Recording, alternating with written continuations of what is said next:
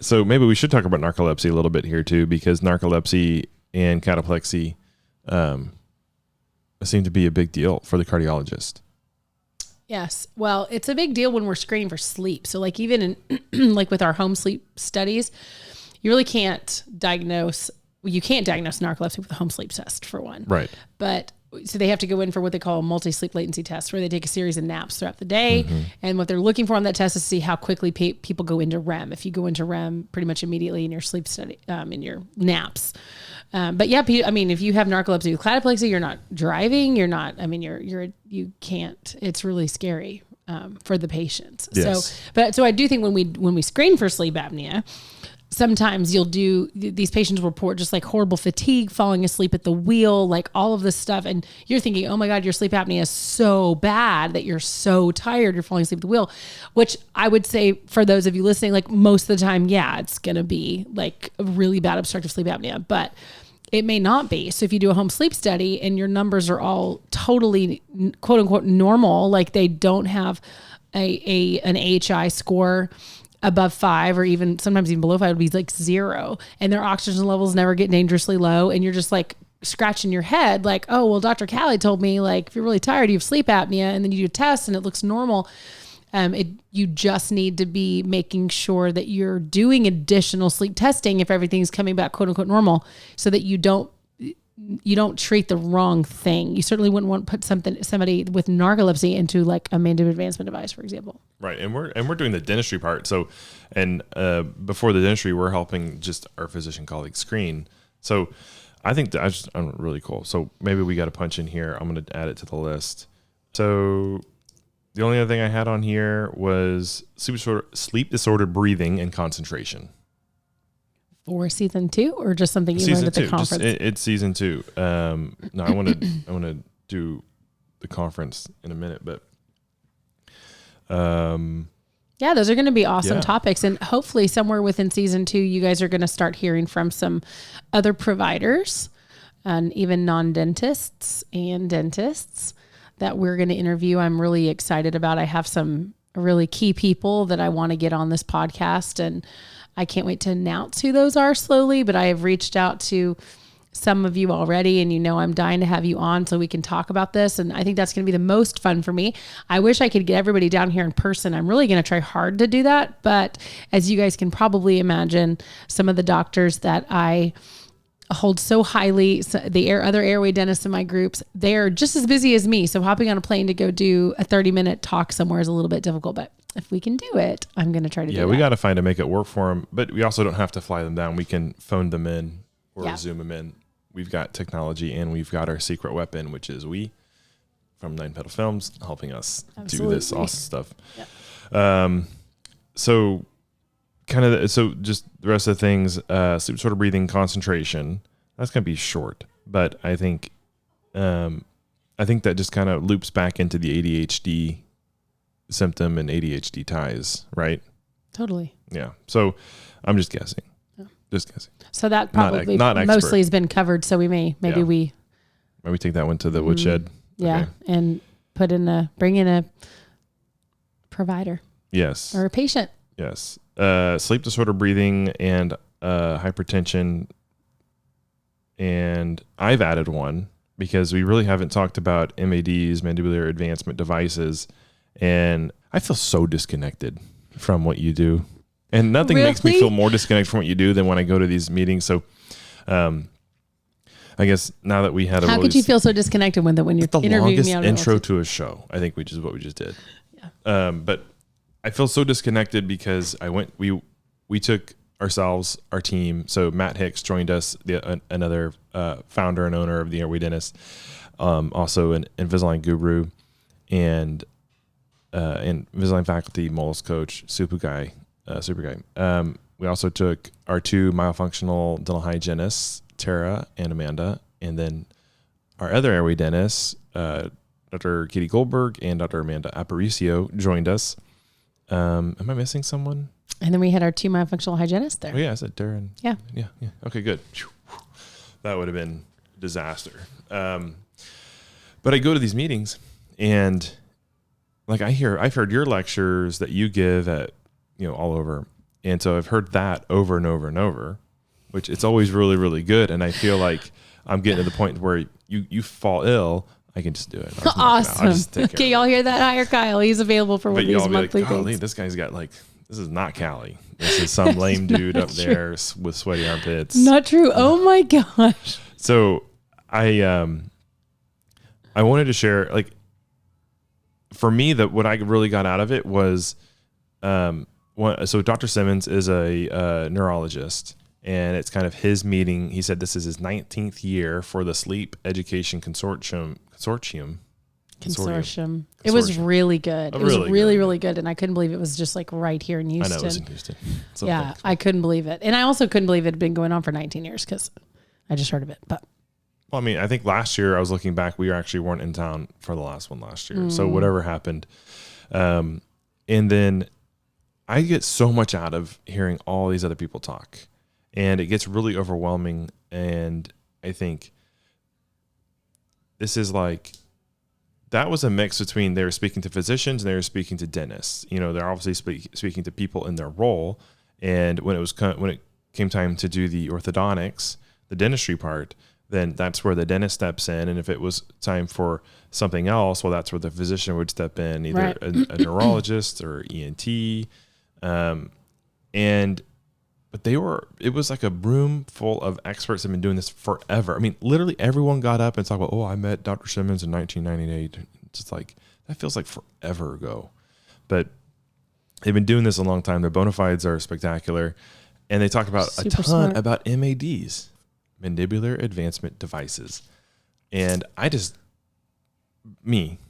not having ever delivered an Invisalign case or any type of ortho, I just overcommit all my patients. Oh yeah, whatever you need, they'll take care of it. They'll fix it. Yeah, thanks. Well, that's what I say when people want you to pull their tooth. I go, he just looks at teeth and they fall out. Oh yeah. So sometimes I have to look for hours, but no. So I got really inspired by, because to me, I think we've always had a group of people who were missing out on Airway, because I was connected Airway to either our kids and the stuff that you and Katie do like nonstop all day long. You do a lot of adult stuff too with the expansion. And I know y'all do some MADs, but it's not like, you could show up to our practice. The odds are we're not going to see an MAD patient that day, but probably the next day we will, whether they're there for a checkup or delivery or whatever it is.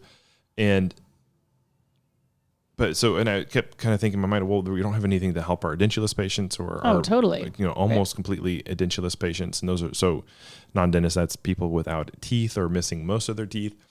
And I got really inspired to try to make mandibular advancement devices using implants. I'm so excited. And for the record, I had told him he needed to do that. We actually had like an old text thread, and I was like, scroll up about a couple of paragraphs and look at what I sent you on it. But yeah, I mean, from an expansion perspective, you got to have teeth and a pulse. Well, I'll tell you why. Why I got so inspired by this. I got to find. He's bringing out his notes, guys. I have notes. I almost never take notes at a meeting because I always leave them in a backpack, and then they're in like that notebook that they give you at the meeting and then you never see them again. And then I throw it away 7 years later. Yeah. But the content here was good enough that he printed it out in color. So good job, Dr. Simmons, and all the people involved with SEC, because that was really good. So the idea of combination therapy or dual therapy or integrated therapy, depending on how you're talking about it, but anytime we say dual or combination therapy is any combination of anything, any two therapies we're doing together, right? Like in implants, if we're trying to save an implant, we could do combination therapy with like lasers and grafting and medication and progressive load and those kind of things. In Airway with the MADs, usually you're talking about someone who's on a PAP device like CPAP and someone who has an oral appliance. And so using that oral appliance to be synergistic with the CPAP. And hold on, I'm doing terrible. I got to find the stats. You're doing really good. Oh, thank you. So I found the stats on this is if you have either dual therapy or integrated therapy, and the difference is that dual therapy, at least according to Dr. Preen, is Dr. Ronald Preen, who had to practice a TMD TMD practice here in Houston for a long time, and now he's moved to Austin. So dual therapy is when you're using an oral appliance with a CPAP, and then integrated therapy is when your oral appliance is securing your CPAP. Yeah, attaches to it. Yeah, which is really nice because if you are a CPAP wearer, you'll know that like the straps are may or may not be the bane of your existence, and if you have it attached to your appliance, you don't need straps. Right. Awesome. You're still stuck in a certain position to sleep in, but much better than having the straps. And I think for the patients that are just not titrating fully or well enough that they need combination therapy, and if they hate the straps, and that's going to be awesome. There's so many ways to help the patient. And I always tell dentists, don't try to be the guy that's like taking everybody off their CPAP. You know what I mean? Like if they're not going to wear it and they don't like That's it. not our lane though. I mean, no, it's not. Hopefully no one's out there saying that because. Right. But the ability to do combination and integration is really, really cool. We do lots of combination therapy with mandibular advancement devices here in the office. I don't know if you knew that, but it is really nice because it typically will require less pressure to be I have those introduced. And the other thing is that you have to remember when you're on CPAP therapy, the amount of force and pressure that's coming in, it can elongate the soft tissues. I mean, there's like, pressure damage that can happen. So if you can get somebody off of it, awesome. But if you can't, you need to use both, or just encouraging your really severe apnea patient that an oral appliance therapy used in conjunction with their CPAP could be really beneficial long-term. It's really helpful for them to understand because it makes sense to them once we explain it. Yeah. So the stat on that is that you can lower your CPAP pressure requirements by 35 to 45%, and that PAP pressure is reduced an average of 41%, and I guess objective pressure is another unit to measure, but it says that it was also reduced by 40%. So that's great. Yeah. Right. So I think that is really cool, and it's something that obviously I'm going to get more involved in. I know. I'm really excited to see, I talked to somebody one time that told me they were doing mandibular advancement devices on edentulous ridges. I mean, not even implant supported. And I was like, what? Yeah. But I mean, if you think about it, it's form-fitting, good palatal seal with long mandibular phalanges. Sorry for all the non-dental people. You can probably keep it forward. It's one piece. But we have so many implant patients. We have so many overdenture patients that it's like, yeah, you could take the denture part out, put this in. And I can't wait for you to start trying some of that, because I think stemming from like, how do these people become edentulous anyway? I mean, aside from certain just absolute neglect, a lot of it has so much to do with the way that they're sleeping, breathing, what they've done to their teeth. Did they develop perio? Like what happened to get them to there? And usually if you trace the map, you're going to find some sleep disorder breathing with all of those patients. Yeah. So it's, so that's one of the big things. The second thing is I found out they kept referencing, especially Dr. Boyd, Kevin Boyd. Yeah. I think he's in Chicago. Yeah. And he's definitely struck me as, he's a pediatric dentist, and he struck me as like, that guy seemed like he would really nerd out on the anthropology in a way that I'm starting to read into it more. It is such an interesting subject. And I only ever heard that from Dr. Moralia, because he's always teaching the anthro lectures, and then telling Dr. Moralia, hey, I'm going to meet Dr. Boyd. And he was like, oh my gosh, we've known each other for so long. He's like a mentor of mine, and then when Dr. Boyd was talking to somebody at the anthro, I was like, oh, I see where they get it, And now Dr. Moralia and Dr. Boyd, you guys have both turned Kyle into this anthropology group. He's like bidding on books on eBay, trying to get these old dental ortho books. Yeah. So I appreciate that to both of you if you're listening to this. But yeah, it's really, really cool. And I think so much of what Boyd and Moralia teach through Airway Health Solutions and all the people that are involved with that, they are literally just bringing us like, here's the history. Let's not forget our history, because that's not taught in dental school. Did you learn that in dental school? No, me either. Went to the same place. Were you taught any ortho prevention in dental school? Zero. Any malocclusion prevention in dental school? Zero. That probably wasn't even a phrase until most dentists heard until they heard this podcast. Yep. And zero. But if you go look at old orthodontia books, like one that I'm bidding on right now, is prevention of malocclusion and occlusal disorders. and it was written in 1800s. Oh my gosh. See, that's my point. You're going to get me on a freaking soapbox because that I'm telling parents every day and all these doctors I talk to, I'm like, this stuff is not new. Mm-hmm. Like it's not new at all. Like look at the dates. Like when we do our patient breathing seminars every month and I'm playing these little video clips and they're like citing literature. I'm like, guys, look at the dates of that. It's 1904. Yeah. Like, and then I had somebody ask me today, they drove 7 hours to see us. Wow. He said, why is this not done everywhere? And unfortunately, I think it surrounds politics. I mean, I know it does, but I'm just going to be gentle. When we talk about cavity prevention all the time. All day long. All the time. And if we talked about ortho prevention, well, now it's just, and most people will say, well, ortho prevention is phase 1 ortho. Okay, call it whatever you want. What I'm talking about is we're talking about not good phase 1 ortho. Phase 1 ortho is like we have to. Well, but I think when they hear it, because what are you going to do?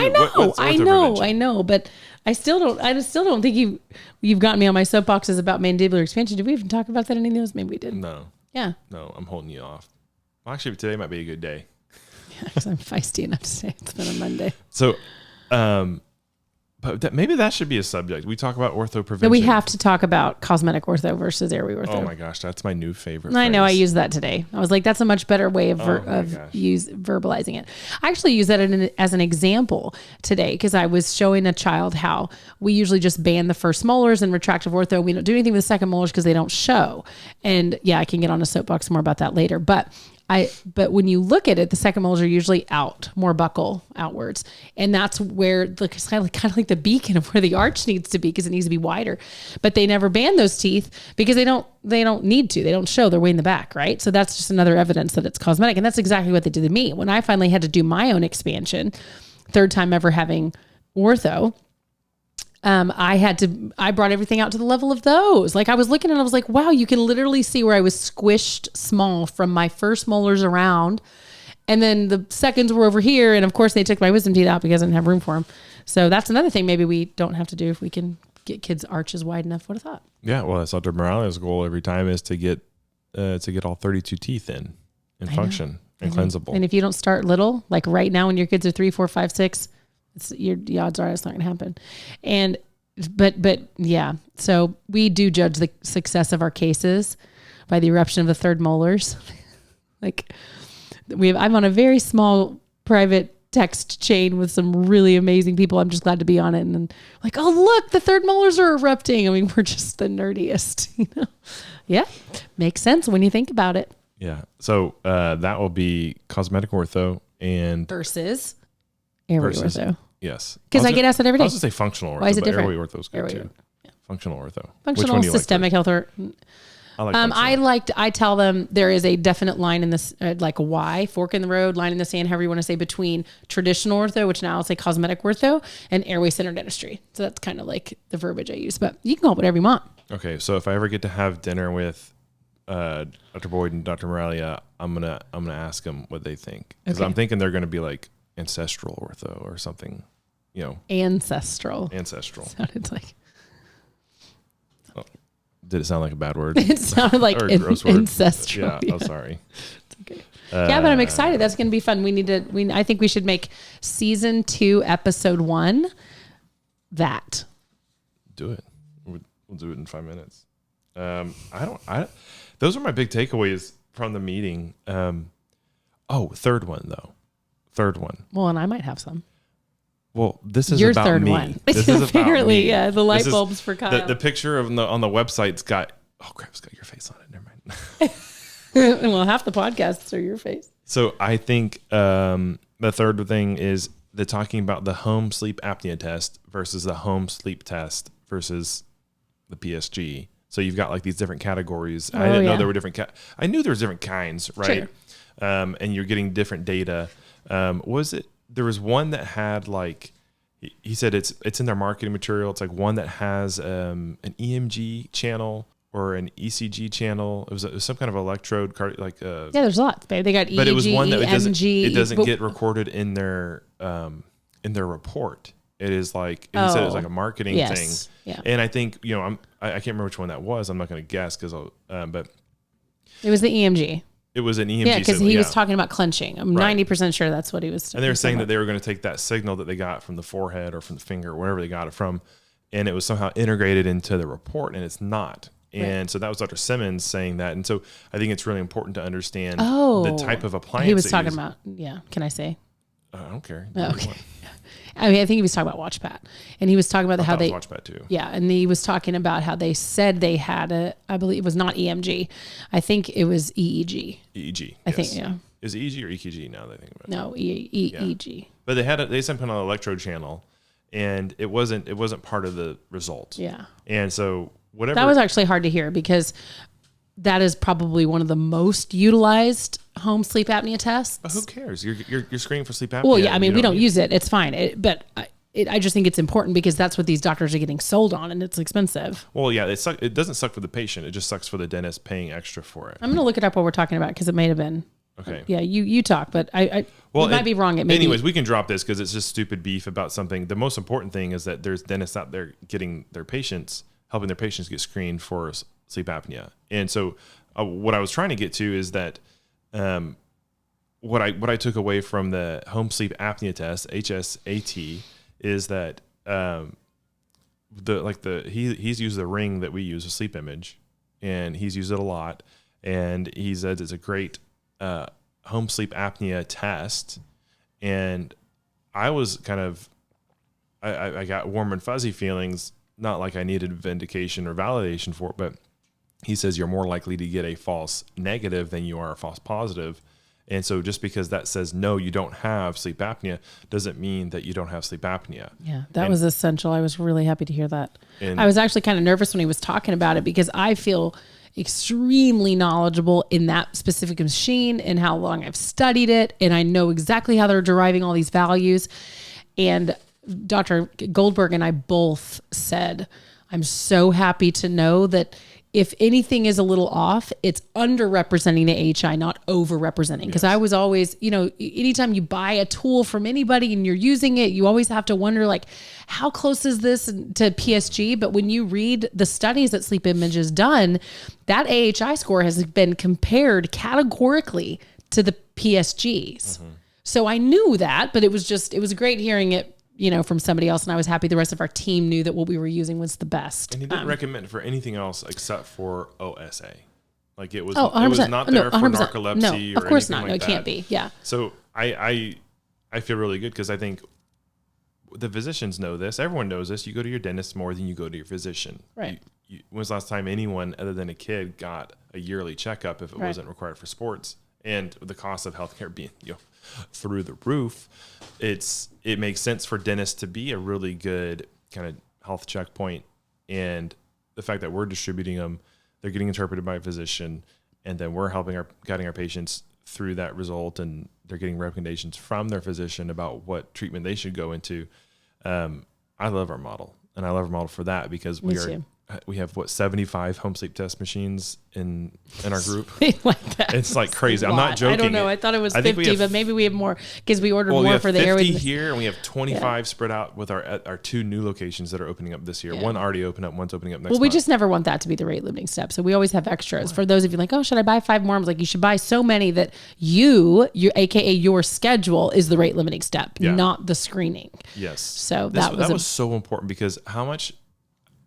If we're trying to tell a patient how urgent or what the need is, like this is really important, your ability to breathe and grinding your teeth could be one of the protective mechanisms your body's taking while you're fighting OSA at night, and we know that that's not that's not fake news. That's old news. It's 20-year-old news at least. Right. And take this appliance. Oh, we're out of them. Yeah. Okay. And so for our protocol there, if we run out, is I think we refer them to one of the mail-in home sleep tests unless we know one's coming back tomorrow. Right. But yeah, if you're wanting to get into sleep as a dentist, and your state permits it, then get as many as you can. I mean, and the thing is the cost effectiveness of Sleep Image makes it really easy. Cause I remember, the Watermarks like they're thousands for one. With lots of consumables. The WatchPats are a lot less, and they're a really. I think what we were talking about earlier was actually Watermark, not WatchPats. In case WatchPat listen to this, sorry, we're just talking right now, but they are a lot less expensive, but there are disposable parts, and so you have there's consumables with that, but there's not with the Ring. So it's really, really good. And also I think if you have the sleep imaging and you use it, please read the user manual.